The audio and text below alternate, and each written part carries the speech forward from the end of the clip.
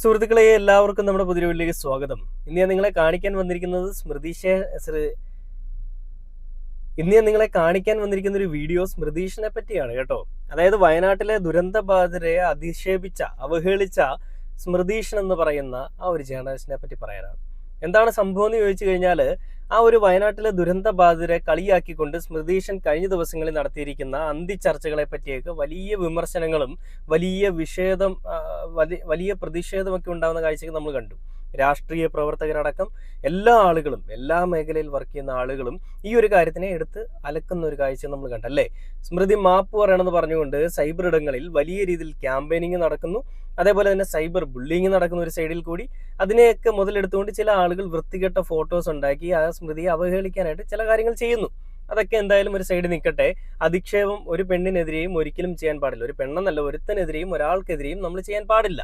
അത് ഇവർ ശരിയാണോ തെറ്റാണോ എന്നുള്ളതല്ല, അങ്ങനെ ഒരു വൃത്തികെട്ട പരാമർശം നടത്താൻ പാടില്ല. നമുക്ക് സൗമ്യമായിട്ടുള്ള അല്ലെ സഭ്യമായിട്ടുള്ള രീതിയിൽ നമുക്കത് ചെയ്യാം. അപ്പോൾ അങ്ങനെ ഈ പറയുന്ന സ്മൃതിക്കെതിരെ വലിയ പ്രശ്നങ്ങൾ ഇങ്ങനെ ഒരു കോളിളക്കം സൃഷ്ടിച്ചുകൊണ്ട് നടന്നുകൊണ്ടിരിക്കുമ്പോൾ സ്മൃതി എന്തുകൊണ്ട് മാപ്പ് പറയുന്നില്ല എന്ന് ഒരു കൂട്ടം ആളുകൾ ചോദിക്കുന്നുണ്ട്. നമ്മളടക്കമുള്ള ഒരുപാട് ആളുകൾ ആ കാര്യങ്ങളെ പറ്റി ചർച്ച ചെയ്യുന്നുണ്ടായിരുന്നു. അപ്പോൾ അങ്ങനെ ഇന്ന് റിപ്പോർട്ട് ചാനൽ കുറച്ച് കാര്യങ്ങൾ സ്മൃതിയെ വെള്ളപൂശാനായിട്ട് ഒരു കൂട്ടം ചില കാര്യങ്ങൾ അവർ പുറത്തുവിടുന്നുണ്ട്. അതുകൂടാതെ സ്മൃതിയെ വെച്ചുകൊണ്ടൊരു ഇന്റർവ്യൂ എന്നോണം ചില കാര്യങ്ങൾ കൂടി പബ്ലിഷ് ചെയ്തിട്ടുണ്ട്. എന്താണ് സ്മൃതിയുടെ രാഷ്ട്രീയം എന്നുള്ളത് ദി ക്യൂ എന്ന് പറയുന്നൊരു ചാനലിലെ കാര്യം ഞാൻ കഴിഞ്ഞ ദിവസം കാണിച്ചു. സ്മൃതി കടുത്ത കമ്മ്യൂണിസ്റ്റ് ആണ്. അതായത് പ്രോ ലെഫ്റ്റ് എന്നൊക്കെ വേണമെങ്കിൽ വിളിക്കാമെന്നാണ് സ്മൃതി തന്നെ വിശേഷിപ്പിക്കുന്നത്. അത്രയും കമ്മ്യൂണിസത്തിനോടും കമ്മ്യൂണിസ്റ്റ് എന്ന് പറയുന്ന ഒരു പാർട്ടിയോടും ഇത്രയധികം സ്നേഹമുള്ള ഒരാളാണ് സ്മൃതീഷൻ. ആ സ്മൃതീഷനാണ് കമ്മ്യൂണിസ്റ്റ് പാർട്ടിയിലിരിക്കുന്ന പല ആളുകളെ, അല്ലെ കമ്മ്യൂണിസ്റ്റ് പാർട്ടിയോട് തന്നെ വിമുഖത എന്നുള്ള രീതിയിൽ പല കാര്യങ്ങളും പറഞ്ഞുകൊണ്ടിരിക്കുന്നത്. അപ്പൊ അങ്ങനെ സ്മൃതി ഈ പറയുന്ന കാര്യങ്ങളെയൊക്കെ വെള്ളപൂശാനായിട്ട് വന്നിരിക്കുന്ന ഒരു ഇന്റർവ്യൂ ഉണ്ട്. ആ ഒരു വീഡിയോ ഞാൻ നിങ്ങളെ കാണിച്ചു തരാം. അത് കണ്ടിട്ട് നമുക്ക് എന്താണ് പറയാനുള്ളത് നോക്കാം. അതായത് അതിൽ പറയുന്നത് ഇങ്ങനെയാണ്: സഖാക്കളോട് പറയാനുള്ളത്, സ്ത്രീകൾ വിമർശിക്കപ്പെടരുത് എന്ന നിലപാട് എനിക്കില്ല. സ്മൃതി പരുത്തിക്കാട് സംസാരിക്കുന്നു എന്ന് പറഞ്ഞുകൊണ്ടാണ് ആ വീഡിയോ വന്നിരിക്കുന്നത്. ആ വീഡിയോയിലേക്ക് നമുക്ക് പോയിട്ട് ബാക്കി ദുരന്തബാധിതരോട് എന്തുകൊണ്ട് സ്മൃതി പരുത്തിക്കാട് മാപ്പ് പറയുന്നില്ല? ഞാൻ കാരണം ഒരു സ്ത്രീ കരയാൻ പാടില്ല. ഞാൻ അവരെ വിളിച്ചു, അവരോട് സംസാരിച്ചു, അവരും കരഞ്ഞു, ഞാനും കരഞ്ഞു. അല്ലേ, നീ കരഞ്ഞോ ഇല്ലയോ എന്നുള്ളത് ഈ കേരളത്തിലെ ജനങ്ങൾക്ക് അറിയേണ്ട ആവശ്യകതയില്ല സ്മൃതി. നിന്റെ തോന്നിവാസം കാരണം, നിന്റെ നാക്കിന് എല്ലില്ലാത്തത് കാരണമാണ് ആ പാവം പിടിച്ച ജനങ്ങളെ അവർക്ക് കരയേണ്ട അവസ്ഥ വന്നത്. 3 മക്കളെ കൺമുൻപിൽ നഷ്ടപ്പെട്ട ഒരു അമ്മയുടെ വേദന പോലും മനസ്സിലാക്കാതെ ഒരു സ്ത്രീ എന്നുള്ളൊരു പേര്, അല്ലെങ്കിൽ ഒരു സ്ത്രീ എന്ന് പറയുന്ന ഒരു സാധനമായിട്ടുള്ള നീ അവരെ അധിക്ഷേപിച്ചപ്പോൾ അവരുടെ മനം നൊന്ത, എത്രത്തോളം അവർക്ക് മനം നൊന്ത് കാണും. അതിനവർ മാപ്പ് പറഞ്ഞു നിങ്ങളോട് പറയുകയാണ്, സ്മൃതി ചേച്ചി കുഴപ്പമില്ല ചേച്ചി, എനിക്കത് അക്സെപ്റ്റ് ചെയ്യാൻ പറ്റും, കുഴപ്പമില്ല, അത് വിട്ട് കളയെന്ന് അവർ പറഞ്ഞാലും അവർ കരഞ്ഞു. അവരുടെ കണ്ണിൽ നിന്ന് ഒരു തുള്ളി കണ്ണുനീര് നിങ്ങൾ കാരണം വന്നിട്ടുണ്ടെങ്കിൽ അത് നിങ്ങളുടെ തോന്നിവാസം കാരണമാണ്. നിങ്ങളുടെ ലൈസൻസ് ആയിട്ട് ജേർണലിസം എന്ന് പറയുന്നൊരു സാധനത്തിനെ നിങ്ങൾ കാണുന്നത് കൊണ്ടുണ്ടായ വിഷയങ്ങളാണ് അതൊക്കെ. എന്നിട്ട് നിങ്ങൾ പറയുകയാണ് ഈ ഞാൻ കാരണം ഒരു സ്ത്രീയും കരയാൻ പാടില്ല, അല്ലെങ്കിൽ ഞാൻ വിമർശിക്കുന്നത് കാരണം ആരും കരയാൻ പാടില്ല എന്നുള്ളൊരു ധാർഷ്ട്യം എനിക്കുണ്ട്. അതുകൊണ്ട് തന്നെ ഞാനത് പറഞ്ഞതിന് ശേഷം ഞാൻ അവരെ വിളിച്ചപ്പോൾ അവരെന്നോട് കരഞ്ഞു, ഞാനും അവരോടൊപ്പം ഇരുന്ന് കരഞ്ഞു. എന്തുകൊണ്ടാണ് കരയേണ്ടി വന്നത്? അല്ലെ എന്തിനാണ് കരയിച്ചത്? എന്ത് സാഹചര്യത്തിലാണ് കരയിച്ചത്? രാഷ്ട്രീയം ചാനലിൽ ഇരുന്നുകൊണ്ട് രാഷ്ട്രീയം പറയാൻ നിങ്ങൾ രാഷ്ട്രീയ പ്രവർത്തകയാണോ? നിങ്ങളൊരു ജേർണലിസ്റ്റ് അല്ലേ? ജേർണലിസ്റ്റ് ചെയ്യേണ്ട ഒരു പരിപാടി എന്താണ്? അതാണ് നിങ്ങളവിടെ ചെയ്തത്. ഒരിക്കലുമല്ല. അരുൺകുമാർ എന്തൊക്കെയോ പറയുന്ന അരുൺകുമാർ പിന്നീട് അത് മാറ്റി പറഞ്ഞ് സ്മൃതിയെ രക്ഷിക്കാൻ നോക്കുമ്പോഴും സ്മൃതിയുടെ ഉള്ളിലുള്ള വൃത്തികെട്ട കാളകൂട വിഷം എന്നൊക്കെ പറയുന്നത് പോലെ അതിങ്ങനെ ചീറ്റിക്കൊണ്ടിരിക്കുകയാണ്. എന്തിനു വേണ്ടിയിട്ടാണ്? LDFനെ അങ്ങ് താറടിച്ച് കാണിക്കാൻ വേണ്ടിയിട്ട്. അങ്ങനെ അഹോരാത്രം പണിയെടുക്കുന്നതിനിടയിലാണ് ആ ഒരു വായിൽ നിന്ന് അങ്ങനെ ഒരു വാക്ക് വന്നതും അത് വലിയ രീതിയിൽ വലിയ പ്രതിഷേധങ്ങൾക്ക് വഴിവെച്ചതും. ബാക്കിയായിട്ട് നോക്കാം. ദുരന്തബാധിതരെ അവഹേളിച്ചോ എന്ന ചോദ്യം ഞാൻ സർക്കാരിന്റെ നാടകം അല്ലെങ്കിൽ CPMന്റെ നാടകം എന്ന് തന്നെയാണ് ഞാൻ പറയുക. പാലുകാശ് അവരെപ്പം നടത്തും? അവർക്ക് കറണ്ട് കിട്ടിയോ, വെള്ളം കിട്ടിയോ? അപ്പോൾ അവർക്ക് എന്നാണ് അവർക്ക് കയറി കൂടാനാകുന്ന ദിവസം അവർക്കറിയാം. ആരെയാണ് പറ്റിക്കുന്നത്? കാരണങ്ങളോട് രൂക്ഷമായ ചോദ്യങ്ങൾ ചോദിച്ചുകൂടാ, അത് ശക്തമായ ചോദ്യങ്ങൾ ചോദിച്ചുകൂടാ. CPM പറഞ്ഞ് ഇവരെ കൊണ്ട് ചെയ്യിക്കുന്നു എന്നൊരു അഭിപ്രായം എനിക്കില്ല കേട്ടോ. പക്ഷേ ഇത് കണ്ടാലും നിയന്ത്രിക്കില്ല. അതങ്ങനെ പോട്ടെ. ഒരൊറ്റ വനിതാ നേതാവ്, ഒരു സിംഗിൾ മെസ്സേജ് എനിക്ക് ഒരു വനിതാ നേതാവിൽ നിന്ന് വന്നില്ല എന്നുള്ളത്. ഇന്നലെ വൈകിട്ട് എനിക്ക് ഒരു നേതാവിന്റെ ഭാര്യയുടെ മെസ്സേജ് എനിക്ക് പേഴ്സണലായി മെസ്സഞ്ചറിൽ വന്നു. എന്നെ പിന്തുണച്ചു എന്ന് പറഞ്ഞാൽ അവർക്കത് കുഴപ്പമാവുന്നുള്ളതുകൊണ്ട് ഞാൻ ഒരു പേര് പറയുന്നില്ല. മുഖ്യമന്ത്രിയുടെ പോസ്റ്റിന് താഴെ എന്തോ സ്വർണ്ണക്കള്ളൻ എഴുതിയ 19കാരനെ എത്ര വേഗമാണ് അറസ്റ്റ് ചെയ്ത്. അപ്പൊ ആളെ വേഗം കണ്ടെത്താൻ പറ്റും. ഇതിപ്പോൾ ആൾക്കാരെ കണ്ടെത്താൻ പറ്റില്ല. ഞാൻ നടത്തുന്ന ഡിബേറ്റുകളിലെത്തുന്ന CPM പ്രതിനിധികൾ ബോധപൂർവം ചോദിക്കാൻ തുടങ്ങി, നിങ്ങൾക്ക് എന്താണ് പ്രതിപക്ഷ നേതാവിനെ പറയുമ്പോൾ ഇത്ര പൊള്ളുന്നത്? നിഷ്കളങ്കമായി ചോദിക്കുന്നതല്ലാതെ എനിക്ക് വളരെ വ്യക്തമാണ്. ഇപ്പൊ നമ്മളെ ഒരു കളത്തിലിട്ടുകൊണ്ട് ഈ കോൺഗ്രസ്സുകാരിയാക്കുകയും വി ഡി സതീശൻ പക്ഷക്കാരിയൊക്കെ ആക്കുന്ന ആളുകൾ നാളെ എന്താണ് സംഭവിക്കാൻ പോകുന്നത് കാണാതിരിക്കുന്നതല്ലേ ഉള്ളൂ. ഞാനൊരു പക്ഷേ കോഴിക്കോട് ജനിച്ച് വളർന്നുകൊണ്ടായിരിക്കും. എനിക്ക് ഒരുപാട് മുസ്ലിം സുഹൃത്തുക്കൾക്കിടയിലാണ് ഞാൻ വളർന്നത്. എനിക്കിപ്പോഴും ഉള്ള അടുത്ത സുഹൃത്തുക്കൾ അവരൊക്കെ തന്നെയാണ്. എങ്ങനെയാണ് ആ കുടുംബങ്ങൾ നമ്മളുമായിട്ടൊക്കെ എത്ര ക്ലോസ് ആണ്, അവർ എങ്ങനെയാണ് നമ്മളെ ചേർത്ത് നിർത്തുന്നത്, എനിക്ക് കൃത്യമായിട്ട് അനുഭവമുള്ള ഒരാളാണ്. അപ്പോൾ അവർക്കെതിരായ പ്രതികരണങ്ങൾ വരുമ്പോൾ എനിക്ക് ഭയങ്കരമായിട്ട് കൊള്ളു. നമ്മൾ ചോദിക്കുന്നത് നമുക്ക് വേണ്ടിയിട്ടല്ല, ജനങ്ങൾക്ക് വേണ്ടിയിട്ടുള്ള ചോദ്യങ്ങളല്ലേ ചോദിക്കുന്നത്. ഇടതുപക്ഷത്തെക്കുറിച്ച് എന്താണ് നിലപാട്? എൻ്റെ അച്ഛനായാലും C P M party EMS പറഞ്ഞിട്ടുണ്ടെന്നാണ് എന്ത് പറയുമ്പോഴും പറയാം. EMS പറഞ്ഞിട്ടുണ്ട്, അതുകൊണ്ട് ഇങ്ങനെ ചെയ്യാൻ പറ്റുള്ളൂ എന്നാണ് പറയുക. അദ്ദേഹം MN വിജയനുമായി അടുത്ത് നിന്ന വ്യക്തിയാണ്. വിജയമാഷോട് പാർട്ടി എങ്ങനെയാണ് അവസാനം പെരുമാറിയെന്ന് നമുക്കറിയാവുന്നതാണ്. ആ ഘട്ടത്തിൽ തന്നെ പാർട്ടിയോട് അകന്നിട്ടുണ്ട്. സ്ത്രീകൾ വിമർശനത്തിന് അതീതരാണൊന്നുമില്ല കേട്ടോ, അങ്ങനെ ഒരു അഭിപ്രായമേ എനിക്കില്ല. അപ്പോൾ ആസ് എ മാധ്യമപ്രവർത്തക എന്നെ വിമർശിക്കാനുള്ള വിമർശിക്കാം, ഇപ്പൊ രാഷ്ട്രീയ നേതാക്കൾക്ക് പറയാനുള്ള പറയാം, ഒരു തെറ്റുമില്ല. നമ്മൾ തിരിച്ചു തന്നെയാണ് ചെയ്യുന്നത്. ആ ബോധ്യം സ്മൃതീഷിന് എന്നും ഉണ്ടായിരുന്നാൽ നല്ലതായിരിക്കും. അതായത് എനിക്കൊരാളെ വിമർശിക്കാമെങ്കിൽ എന്നെ വിമർശിക്കാനും അവർക്ക് യോഗ്യതയുണ്ട് അല്ലെങ്കിൽ അവകാശമുണ്ട് എന്നുള്ളത് നിങ്ങളും ചിന്തിക്കണം. നിങ്ങളിപ്പോൾ കിടന്ന് കരയുന്ന നിങ്ങൾ പലരുടെയും പേരിൽ കൊണ്ട് കേസ് കൊടുക്കുന്നുണ്ട്. ആ അർജുൻ ആയങ്കി അടക്കമുള്ള VN വൈശാഖൻ അടക്കമുള്ള പല ആളുകളുടെയും പേരിൽ നിങ്ങളുകൊണ്ട് കേസ് കൊടുത്തിട്ടുണ്ട്. എന്തിൻ്റെ പേരിലാണ്? നിങ്ങളെ വിമർശിച്ചതിൻ്റെ പേരിലാണ്. എന്നിട്ട് നിങ്ങൾ പറയുകയാണ് എല്ലാ ആളുകൾക്കും അഭിപ്രായ സ്വാതന്ത്ര്യമുണ്ട്, നമ്മൾ ചെയ്യുന്നത് പോലെ തന്നെ നമ്മളെ പറയാനും നമ്മളെ വിമർശിക്കാനും സ്വാതന്ത്ര്യമുണ്ട്. ഇടതുപക്ഷം ചെയ്യുന്ന നാടകം, ആ നാടകം ഞാൻ പൊളിച്ചു കാണിക്കുകയാണെന്നുള്ളത്. ഇവിടെയും എന്തുകൊണ്ട് മാപ്പ് പറയുന്നില്ല എന്നുള്ളൊരു ചോദ്യത്തിന് മറുപടി എന്ന് പറയുന്നത് ഇടതുപക്ഷം ചെയ്യുന്ന വൃത്തികേടുകളാണെന്നുള്ള രീതിയിലാണ് സ്മൃതി പറഞ്ഞു വെക്കുന്നത്. എന്തുകൊണ്ടാണ് വലതുപക്ഷത്തിനോട് ഇത്രയധികം ചായ്വെന്ന് ചോദിക്കുമ്പോൾ സ്മൃതി പറയുന്നത് വലതുപക്ഷം നല്ല ആളുകളാണ്. ഞാൻ ഒരു വീഡിയോ നിങ്ങളെ കാണിച്ചു തരാം. ഇത് പറയുന്നതിന്റെ കൂട്ടത്തിൽ തന്നെ ആ വീഡിയോ നിങ്ങളെ കാണിക്കണം. അതിൽ VD സതീശൻ അടക്കമുള്ള നേതാക്കന്മാരെ പുകഴ്ത്തിക്കൊണ്ട് സ്മൃതി പറയുന്ന ഒരു കാര്യമാണ്. ഞാൻ അതുകൂടെ കാണിച്ചിട്ട് ഞാൻ ബാക്കി വീഡിയോയിലേക്ക് വരാം. 10 വർഷത്തെ ഭരണവുമായി ബന്ധപ്പെട്ട വലിയ മടുപ്പ് എന്ന് പറഞ്ഞ ആ മടുപ്പിൽ നിന്നും ഞങ്ങളിതാ പുറത്തേക്ക് എത്തിക്കുകയാണ് എന്ന് പറഞ്ഞ ഇവിടെ നവയുഗ യാത്ര നടത്തി ഒരു ബദൽ മുന്നോട്ട് വെച്ചുകൊണ്ട് വന്നിരിക്കുന്ന പ്രതിപക്ഷ നേതാവ് ആ ബദൽ നടപ്പാക്കിയിട്ടില്ലെങ്കിൽ അത് ജനം കൈകാര്യം ചെയ്യുന്നതാണ്. ജനത്തിന് ആ ബദൽ ആഗ്രഹിച്ചുകൊണ്ടാണ്, ആ മടുപ്പ് കൊണ്ടായിരിക്കണം അങ്ങനെ വോട്ട് ചെയ്തിട്ടുണ്ടെങ്കിൽ വോട്ട് ചെയ്തിട്ടുണ്ടാവുക. ഈ പറയുന്ന 90-ന് മുകളിൽ സീറ്റ് കിട്ടിയാണെങ്കിൽ ഉറപ്പായിട്ടും ഈ തരം ചർച്ചകളൊക്കെ അവിടെ അവസാനിക്കുമെന്നുള്ളതാണ്. 100-ന് മുകളിൽ എന്നാണ് പറയുന്നത്. ഞാൻ നേരത്തെയും പറഞ്ഞിട്ടുള്ള 90-ന് മുകളിൽ എന്നാണ്.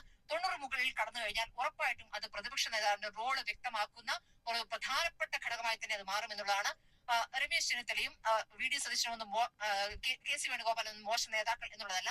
പ്രതിപക്ഷ നേതാവായി നന്നായി പ്രവർത്തിച്ചു കഴിഞ്ഞാൽ, ഇവിടെ ഭരണം നേടിയെടുക്കാൻ സഹായിച്ചു കഴിഞ്ഞാൽ സ്വാഭാവികമായ ചോയ്സായി ആ നേതാവ് വരുന്നു എന്നുള്ളതാണ് എനിക്ക് തോന്നിയിട്ടുള്ള കാര്യം. അപ്പോൾ കസേരകൾ തുടങ്ങിയിരിക്കുന്നു. ഇനി അങ്ങോട്ടുള്ള ദിവസങ്ങളിലും പ്രതികരണം ജനമധ്യത്തിൽ.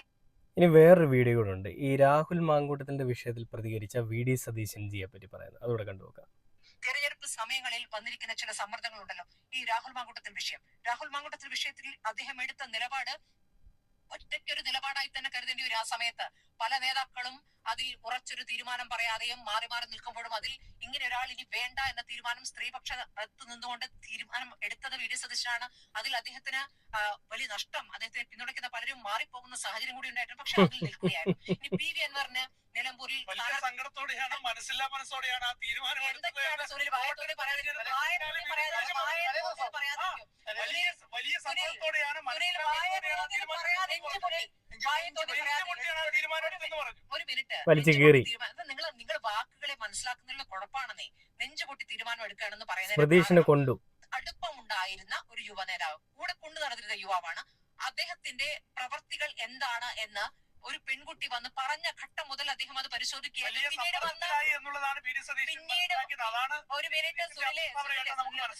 പിന്നീട് വന്ന വിവരങ്ങളുടെ അടിസ്ഥാനത്തിലാണ് ഇങ്ങനെ ഒരാൾ വേണ്ടെന്ന തീരുമാനം എടുത്തത്. ആ തീരുമാനം നടപ്പാക്കുകയും ചെയ്തു.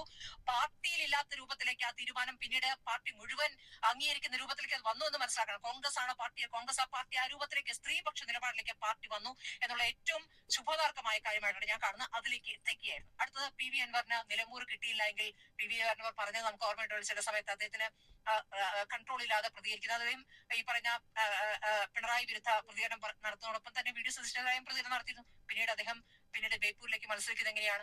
ഈ പറഞ്ഞ VD സതീശന്റെ അനുഗ്രഹത്തോടു കൂടി തന്നെ അവിടേക്ക് എത്താൻ കഴിയുന്നുണ്ട്. അപ്പോൾ ആ രൂപത്തിൽ പിന്നീട് ചർച്ചകൾ മാറ്റുന്നതിലും ഒരു പ്രധാനപ്പെട്ട പങ്ക് വഹിച്ചു. അടുത്താണ് നിങ്ങൾ പ്രധാനപ്പെട്ടായി കാണുന്നത്. തങ്ങളാണ് യഥാർത്ഥ ഇടതുപക്ഷം എന്ന് പറയുമ്പോൾ ഇടതുപക്ഷത്തിനകത്തെ CPM വിരുദ്ധ, അല്ലെങ്കിൽ CPM-ന്റെ ഇപ്പോഴത്തെ നിലപാടുകളിൽ വലിയ വിഷമമുള്ള, വലിയ എതിർപ്പുള്ള കുറച്ചുപേരെയെങ്കിലും പുറത്തേക്ക് എത്തിക്കാൻ കഴിഞ്ഞു എന്നുള്ള പ്രധാനപ്പെട്ട ഘടകമാണെന്നേ. ജി സുധാകരനായാലും ഐഷ പോറ്റി ആയാലും ഇപ്പോൾ പറയുന്ന കോൺഗ്രസിലേക്ക് വന്നു എന്നുള്ളതല്ലേ പാർട്ടി വിട്ട് പുറത്തേക്ക് വരുമ്പോൾ അവർക്ക് സ്ഥാനാർത്ഥികളാകുന്നു. നമ്മൾ ഈ പറയുന്ന തളിപ്പറമ്പിൽ കാണുന്നു, പയ്യന്നൂരിൽ കാണുന്നു. ഇതൊക്കെ തന്നെയും ഈ തരത്തിലുള്ള കണ്ടില്ലേ സ്മൃതീഷിന്റെ തനി സ്വഭാവം ഞാനിപ്പോൾ കാണിക്കുന്ന ഈ വീഡിയോകളിൽ അല്ലെങ്കിൽ ഈ കാണിക്കുന്ന ഈ പറയുന്ന ചർച്ചകളിൽ നിങ്ങൾ കാണുകയല്ലേ. ഞാൻ പ്രോ ലെഫ്റ്റാണ്. എൻ്റെ അച്ഛനും അമ്മയും ഒക്കെ നല്ല കമ്മ്യൂണിസ്റ്റുകാരാണ്, കറകളഞ്ഞ കമ്മ്യൂണിസ്റ്റുകാരാണ്. അപ്പം ഞാനും ഒരു കമ്മ്യൂണിസത്തിലെ അല്ലെ കമ്മ്യൂണിസ്റ്റിനെ അനുകൂലിക്കുന്ന ഒരാൾ തന്നെയാണ്. പക്ഷേ കമ്മ്യൂണിസത്തിലിരിക്കുന്ന ചില ആളുകൾ ചെയ്യുന്ന പ്രവർത്തികളോട് എനിക്ക് താല്പര്യമില്ല. അതുകൊണ്ടൊക്കെയാണ് ഞാൻ കമ്മ്യൂണിസ്റ്റിലുള്ള ആളുകളെ എതിർക്കുന്നത്. അല്ലാതെ കമ്മ്യൂണിസത്തിനോടുള്ള എതിർപ്പല്ല, കമ്മ്യൂണിസ്റ്റിലിരിക്കുന്ന ചില ആളുകൾ ചെയ്യുന്ന കാര്യങ്ങളോടുള്ള എതിർപ്പ് ഞാൻ രേഖപ്പെടുത്തുന്നതെന്നാണ് സ്മൃതി കുറച്ച് മുമ്പ് പറഞ്ഞത്. എന്നിട്ട് ഈ വീഡിയോയിൽ എന്താ നിങ്ങൾ കാണുന്നത്? രാഹുൽ മാങ്കൂട്ടത്തിന്റെ വിഷയം വന്നപ്പോൾ വലിയ രീതിയിലുള്ള പെട്ടെന്ന് പൊടുന്നനെ ആക്ഷൻ എടുത്തൊരു മന്ത്രിയാണ് നമ്മുടെ വി ഡി സതീശൻ എന്നാണ്.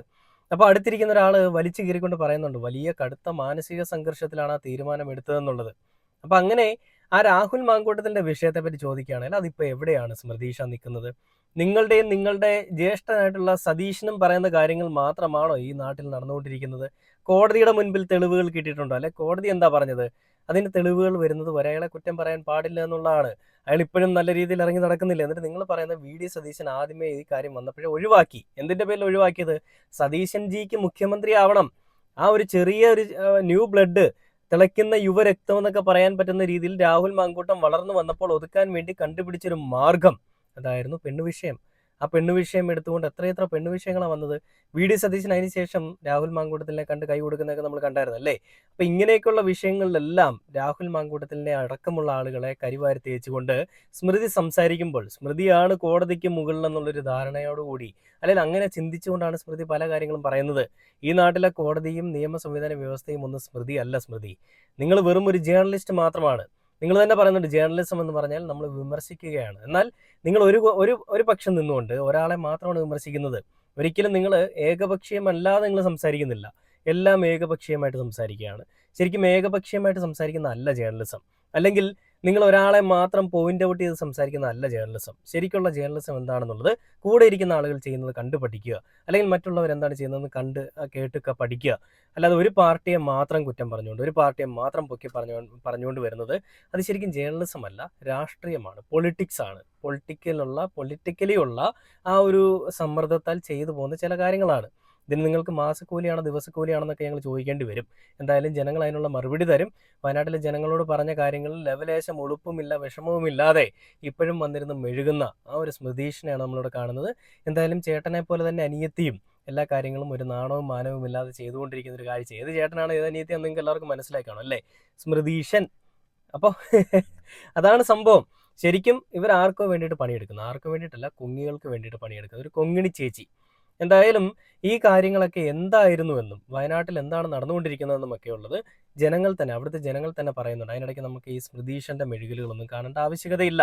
സത്യങ്ങളെ വളച്ചൊടിച്ചുകൊണ്ട് മിഥ്യകളാക്കുകയും അല്ലെങ്കിൽ അതൊക്കെ കള്ളമാണെന്ന് പറയാൻ ശ്രമിക്കുകയും ചെയ്യുന്ന ഈ സ്മൃതീഷന്റെ ഈ ഇരട്ടത്താപ്പും ഈ നിലപാടുമൊക്കെ നാളെ ജനങ്ങൾ ചോദ്യം ചെയ്യും. അപ്പം നമുക്കറിയാം എന്താണ് അവിടെ നടന്നിരിക്കുന്നതെന്നും എന്താണ് നടക്കാൻ പോകുന്നതെന്നും ഉള്ളത്.